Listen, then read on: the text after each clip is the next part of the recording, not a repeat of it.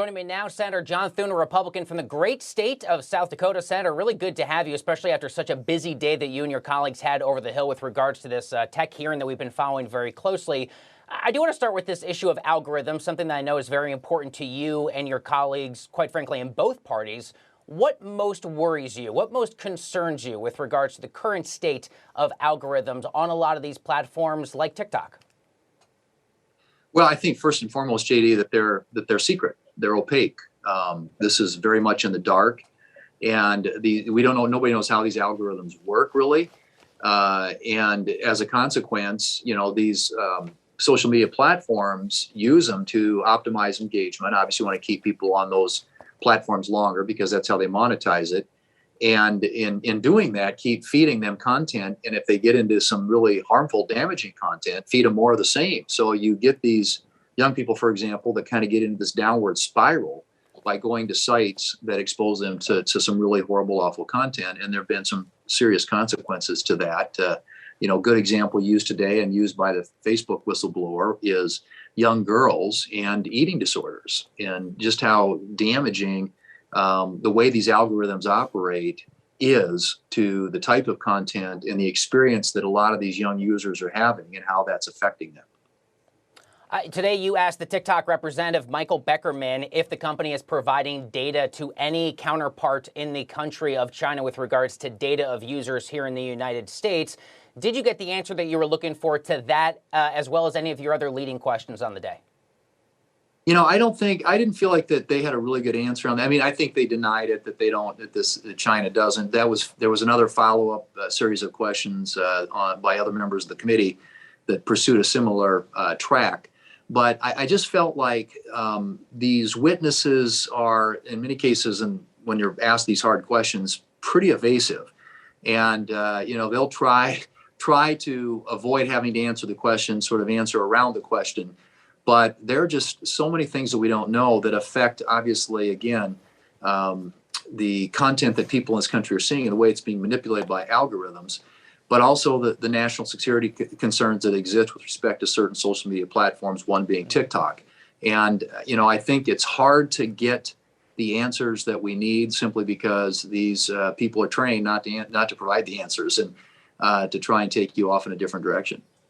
Let's talk about these two bipartisan bills that you and your colleagues in this particular Senate committee are prioritizing. One is called the Filter Bubble Transparency Act. We've also got one called the PACT Act, that is short for Platform Accountability and Consumer Transparency. How would these two bills, Senator Thune, increase transparency and largely help with the issues that Democrats and Republicans in the Senate are prioritizing with regards to their own concerns about the current state of some of these tech companies?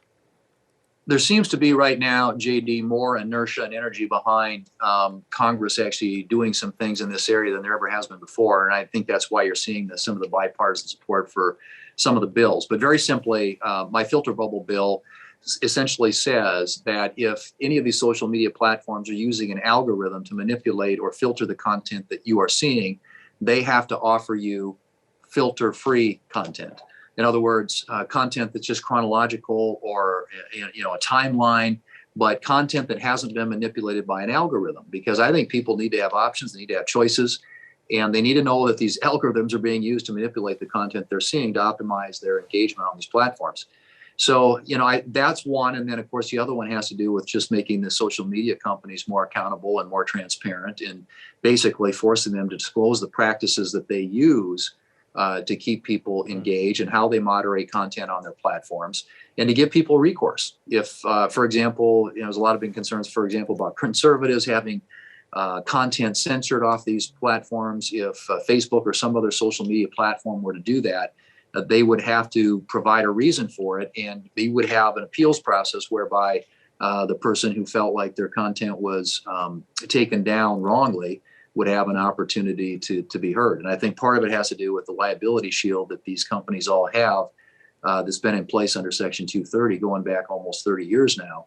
And now that they are no longer just platforms, they're publishers, they're editing content on these platforms, they need to be held accountable for that. Yeah, I remember when Facebook used to give you your information in your feed chronologically. It's been quite some time since the world of the new look algorithms have taken over the user experience. A lot of people there on Capitol Hill Center, you know as well as I do, they like to compare what is going on right now with big tech. They say this is tech's big tobacco moment.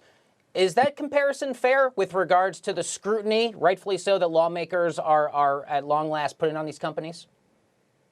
I think that it's fair in the sense that members of Congress up here are very acutely aware now of the harm that's caused and the consequence and damage that's coming from the user experience on some of these social media platforms where that experience is manipulated by an algorithm.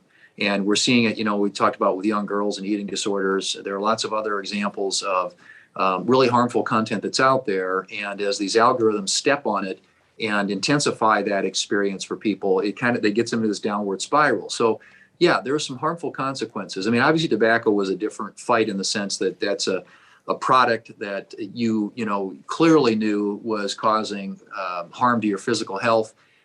In this case, you got the same result in many cases, but so I think there are some parallels, some analogies there. But I would simply say that anytime you have, Congress has a responsibility to do oversight where you start seeing people's lives being lost and really adversely impacted by practices that are being employed by companies who today have a shield from liability, and most people don't have any recourse to them.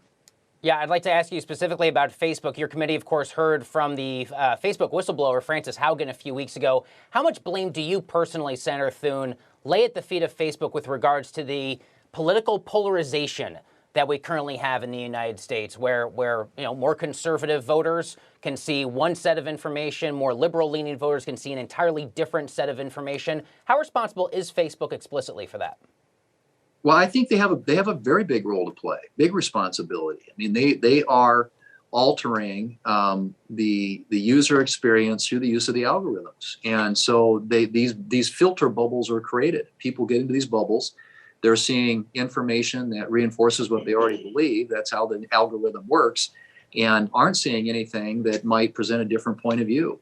And so, I think a lot of the divisiveness and polarization in the country, and frankly, not only in the United States, but in other places around the world where they're having experiences, with even, I would argue, more sort of violent results from all this, has a lot to do with the way that Facebook and other social media platforms, but I know Facebook's the one we're talking about here, manipulate through the content that people are saying. There's no question that it's having that impact.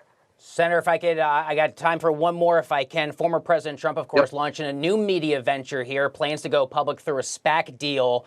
What is your reaction to that news? And should that be the emphasis here? In other words, if you can't fix the current issues here, basically branch off and start your own. What's your reaction to that news out of the former president's orbit? Well, it's a free country and it's a free market. And if there are investors who want to support some enterprise or project like that, obviously it's a big undertaking to start one of those companies. The capital requirements, I think, are pretty large. But on the other hand, if like I said, it's a free country, and more power to them if they want to try and do that.